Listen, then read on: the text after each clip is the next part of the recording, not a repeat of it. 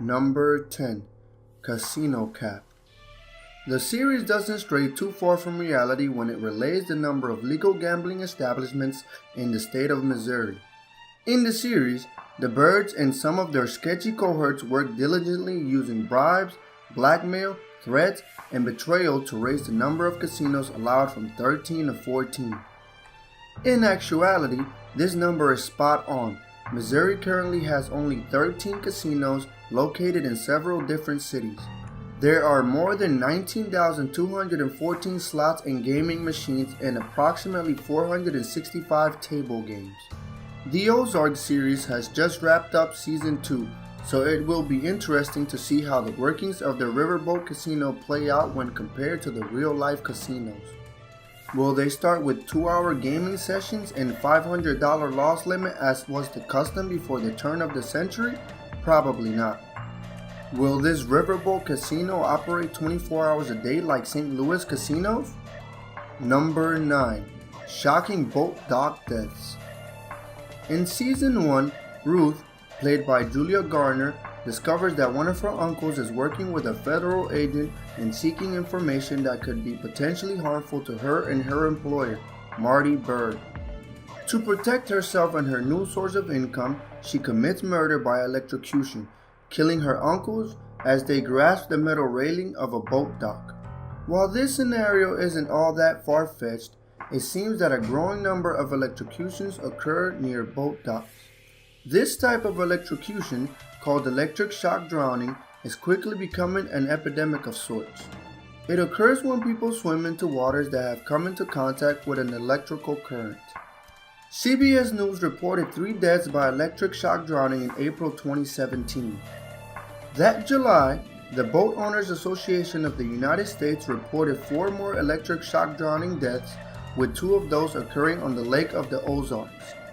Although these horrific deaths are not the same as what is seen in the series, electrocution in and around the water, particularly during leisure time, is on the rise. New or tighter laws should require circuit breakers and outlets that shut down when they overload or short out.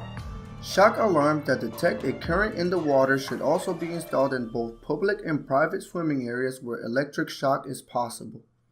Number 8. The Blue Cat Lodge.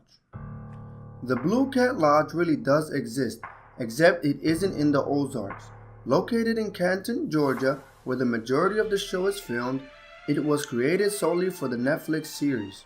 So if you had hopes and dreams of grabbing a cold one at the Blue Cat, that won't be happening as it isn't open to the public.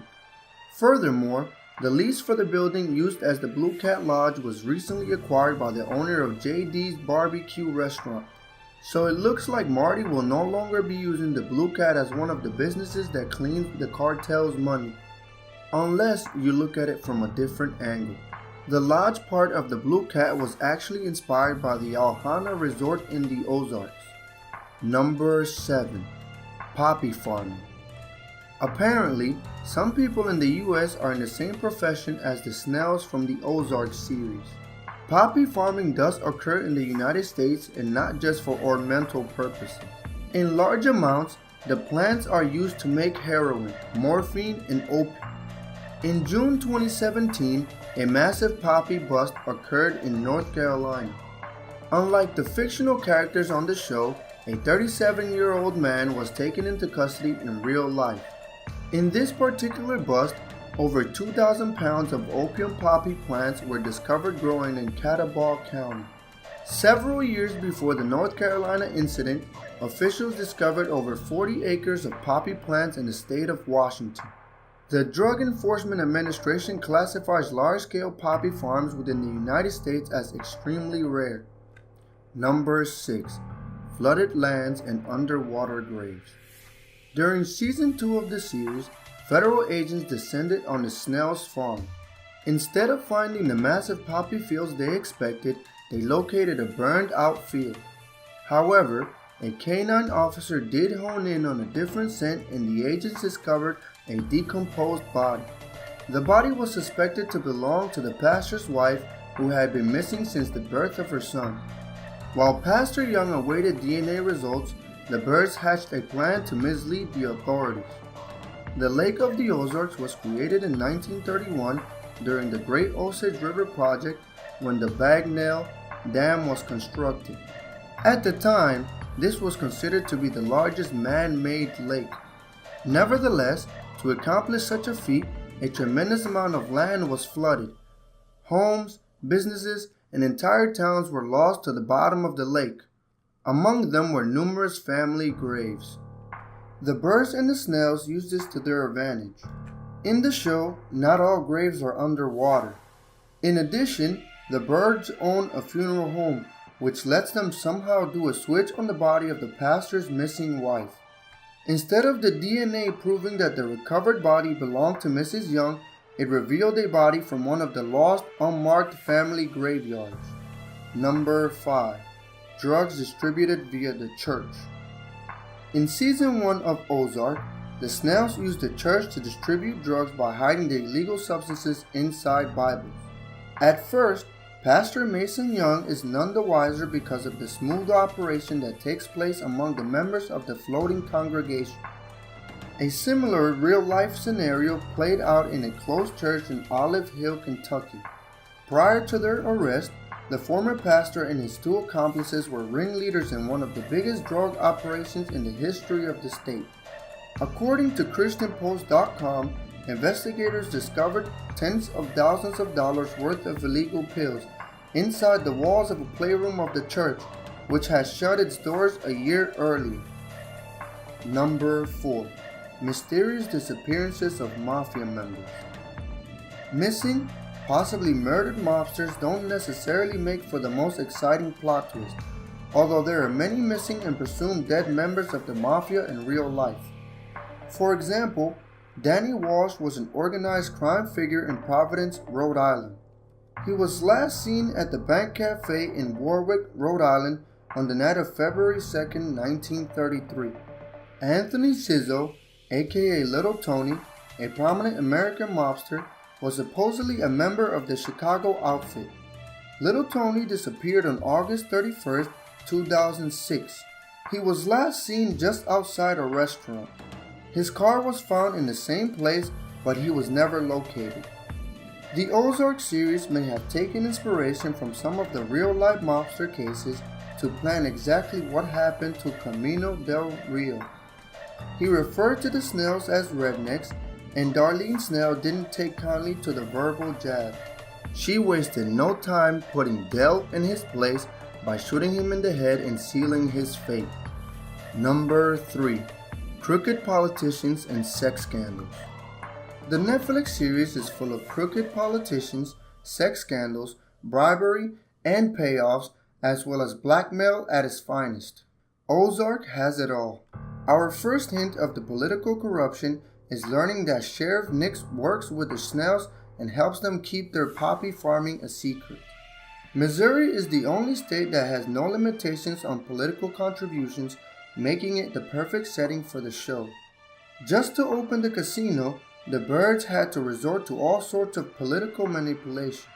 Those in power who disagree soon find themselves at the mercy of Marty and Wendy, sometimes in a roundabout way.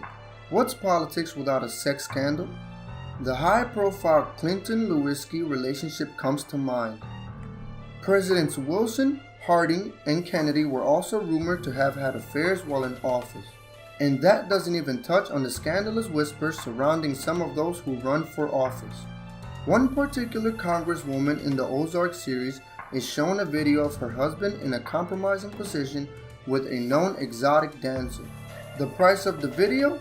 She must not vote against the casino that the Byrdes are trying to open. Another politician, Senator Blake, has worked hard to keep his mental health issues in the darkest of corners, only for the Byrdes and their wealthy political donor friend, Charles Wilkes, to threaten to out Blake's deepest secret. This prompts his suicide.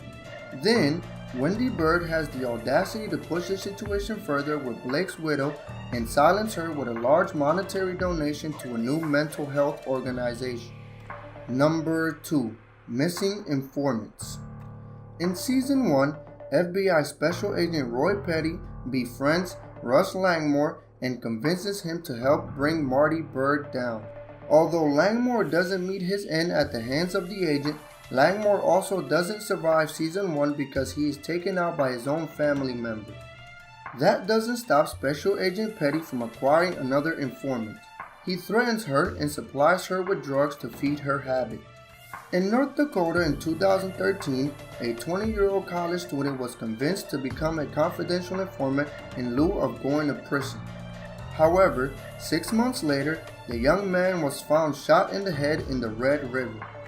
At first, police tried to call it a suicide, but no one was really buying that scenario, particularly because the victim's body was way down in the water. In another high-profile case, a female informant was murdered in a drug deal gone wrong. Many say that the informant was ill-prepared by her handlers to control the situation and was ultimately killed by the dealers. Such public scorn came from a murder that Rachel's Law was enacted in her name to ensure that law enforcement agencies undergo additional training for recruiting and instructing confidential informants. Number 1. Riverboat Casino. While the Byrdes Riverboat Casino has yet to set sail in the series, there are some interesting similarities between the show and reality. Riverboat casinos are currently found in multiple states, such as Iowa, Missouri, Illinois, Louisiana, Mississippi, and Indiana. In fact, they have been around since the 19th century. They are exactly what they sound like, a casino on a boat. Riverboat casinos originally served a specific purpose because gambling was, and still is, illegal on dry land in many places. Legislation regarding riverboat casinos has also changed over the years. Once, gambling wasn't allowed until the boats were in motion, but more recent amendments have changed that and now allow for continuous boarding. In the state of Missouri, this means the riverboat can remain docked while patrons embark and disembark to gamble at their leisure. We will have to wait until at least Season 3 to see how this aspect is addressed in the Ozark series. This concludes our 10 similarities of the Netflix Ozark series to the real world. Be sure to like, subscribe, leave a comment in the comment section down below, and I will see you guys next time.